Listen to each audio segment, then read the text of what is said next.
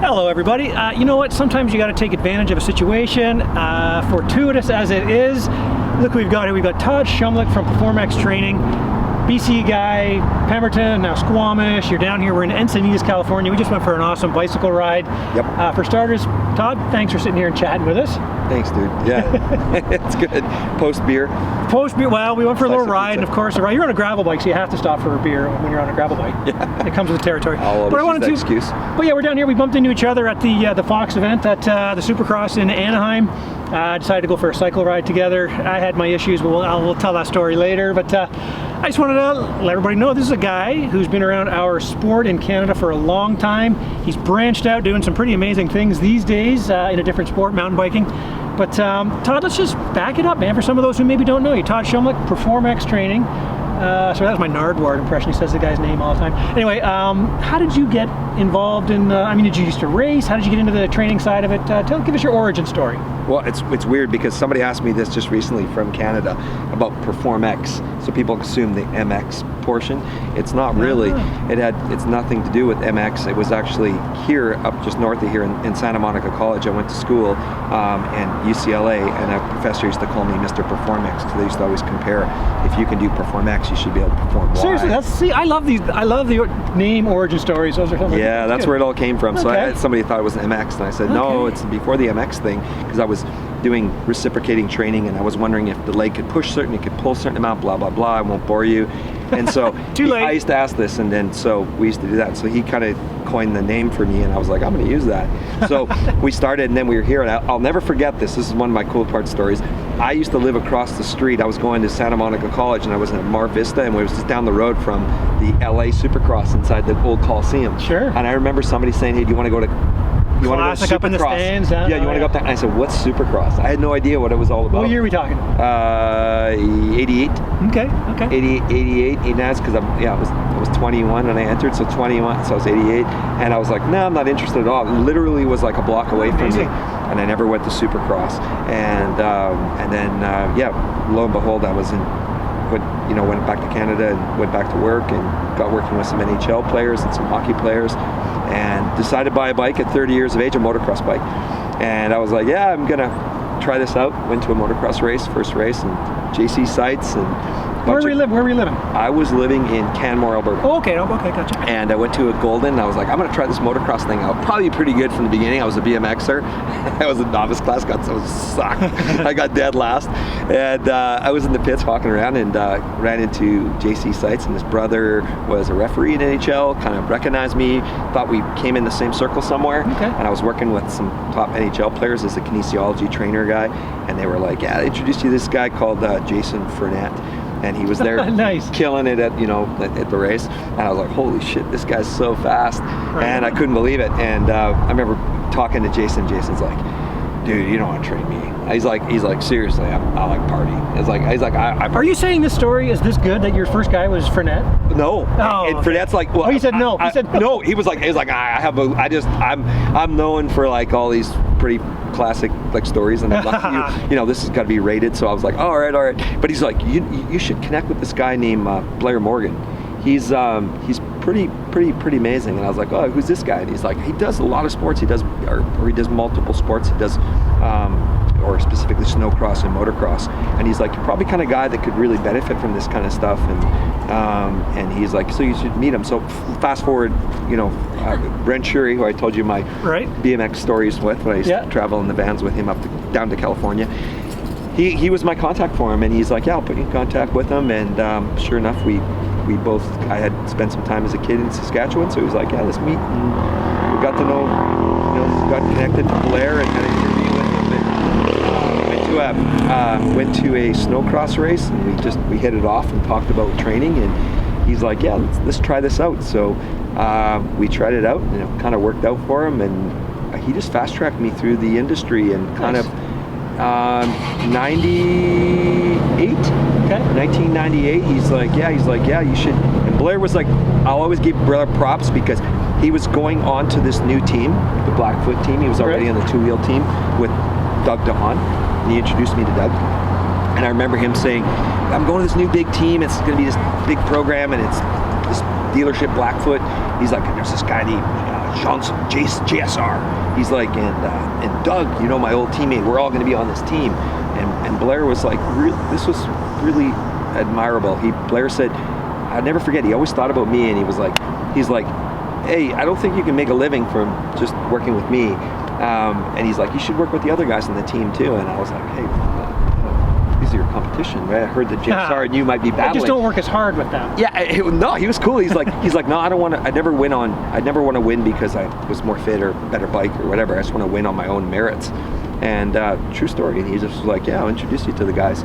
So he introduced me to him, and you know, just through there, it started with Blair, and then it went, you know, JSR and Doug DeHaan and Katie, or who was up next?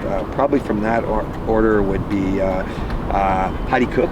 Heidi Cook, and then all of a sudden it was started just, you know, quite a few of the guys in the industry. You know, I don't want to name drop them all, but it was quite a few of the competitors. Well, when I met you, it was, I don't know, was it 2012 maybe or something? You were living in Pemberton at the time. Yep. We were cruising around, and we actually went riding over at Pemberton, came back here with Sean Moffenbauer, cooked us all dinner.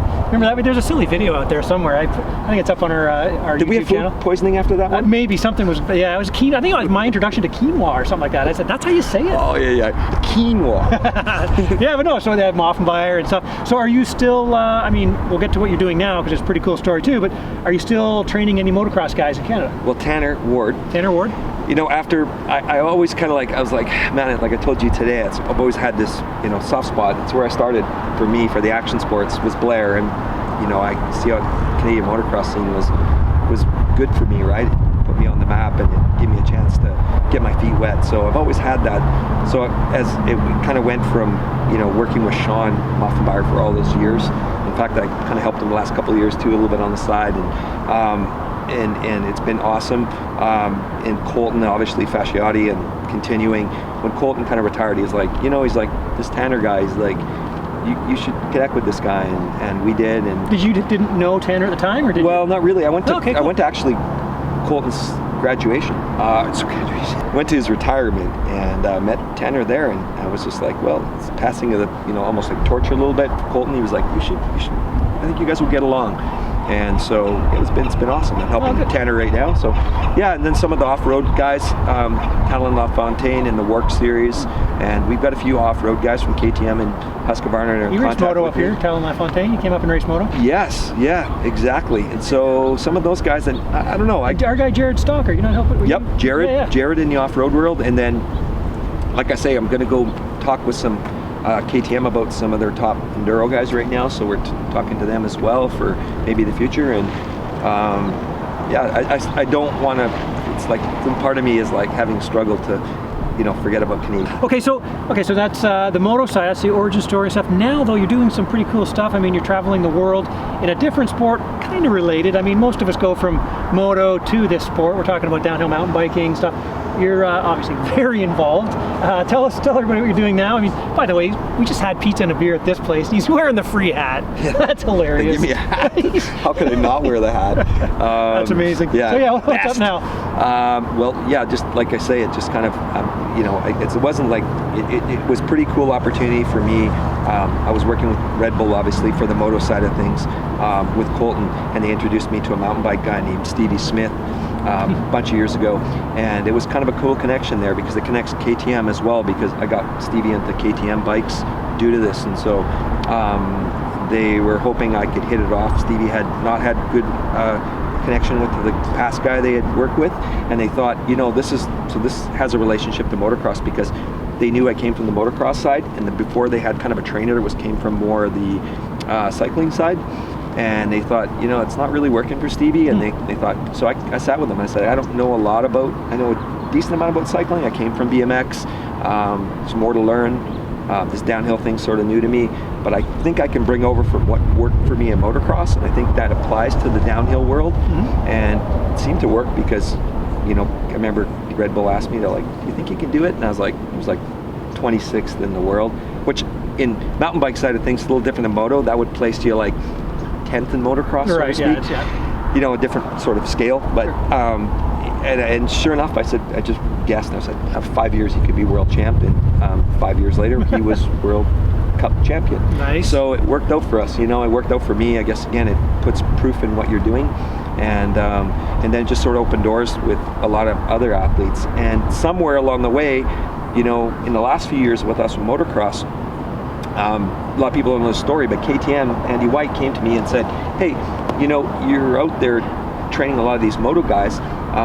What do you think?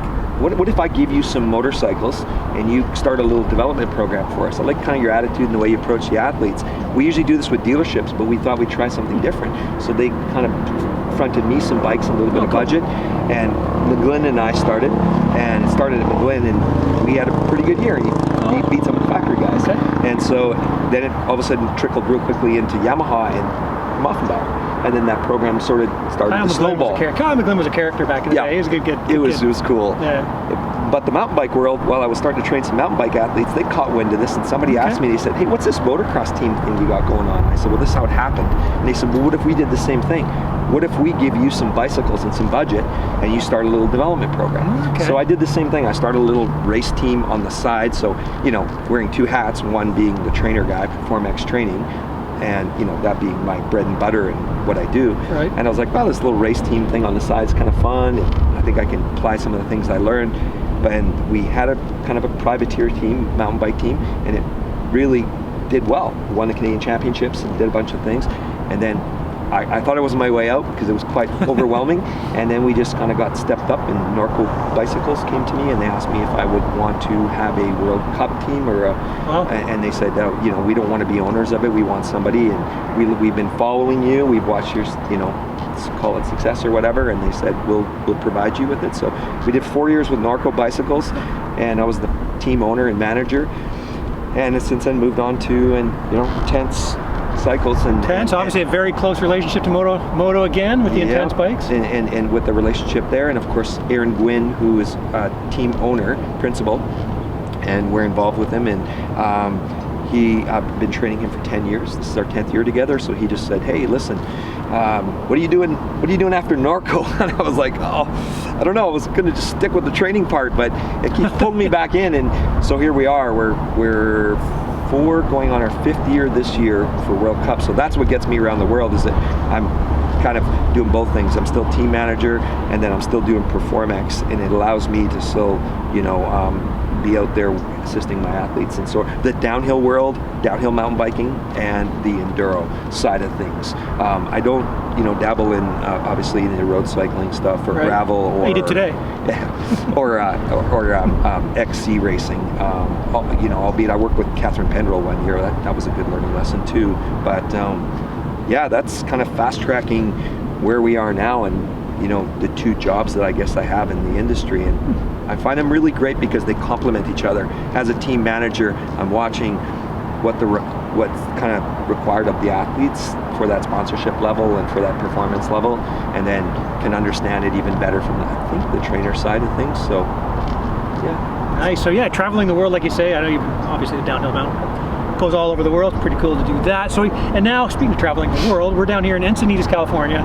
You're about to head down to Mexico, down the Baja. You're doing some your gravel bike here to my left, not in the shot. Baja 1000. Down doing the Baja 1000 on the bike. No, yeah, like as you say, it's. I hope I'm whatever. 30, oh, that's right. You're doing your 30 days, and I'm gonna try and 33 days. See if I guess I have to put about 33 miles a day. Yeah, that's a lot of math. Yeah, 33.3, I guess. 33. I'll probably round it off later. Yeah. I'll call it. But yeah, no, I'm gonna get down to Baja. We just got here last week. Came down, wanted to catch a Supercross. Went with some friends. Supercross, catch up with some old friends. Catch up with you. Catch up with a lot of people. It was great. It was awesome. I'd seen some people I saw 20 years ago in the industry and watched some great Supercross. And then did some stuff that I need to do in Intense Cycles in Temecula. And then, I get a chance now because we've got Ryan Dungey on board with Intense Cycles. Right. So he's on board, and he's, we have a chance to chat about it, and things are going on in the industry. So it's kind of cool because Intense is so involved with still the moto side, because we've got KTM people over there. Right. Besides Dungey. Yep. It's it keeps me still, and now I'm involved with KTM again. They're floating me some bikes for we got a story coming up on how to use moto bikes, whether it's off-road or motocross, for MTB training. So I guess it's starting to come full circle a lot.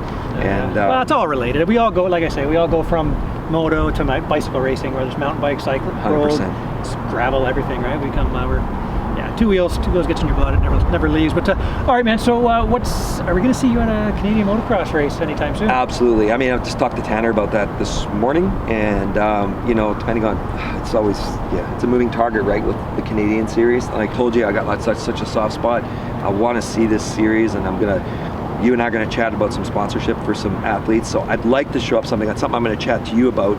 I'd love to come to some places and maybe just even like be able to say to some of the younger athletes, like, who would like to, who would like some support, and go to these events and see who deserves it, I guess you could say, sure. and invest in this sport again. I think there's opportunity for it too. So you'll see me for sure.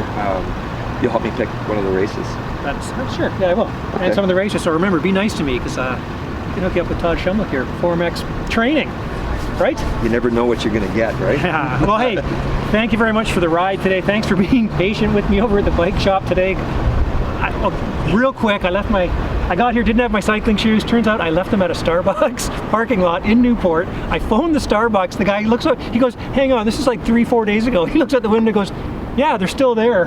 So anyway, I got to drive out to Newport to get my cycling shoes. No, well, but see, kids, no excuses. Flat pedals, reflectors, Still and running shoes, and you still kicked my ass. We still did it. We did it. All right, buddy. Well, hey, good to see you. Thanks for that. Good luck with everything. Cool to hear you're doing great, and we will see you at a race real soon. Yeah, thanks, and see some of you out there. So, all right.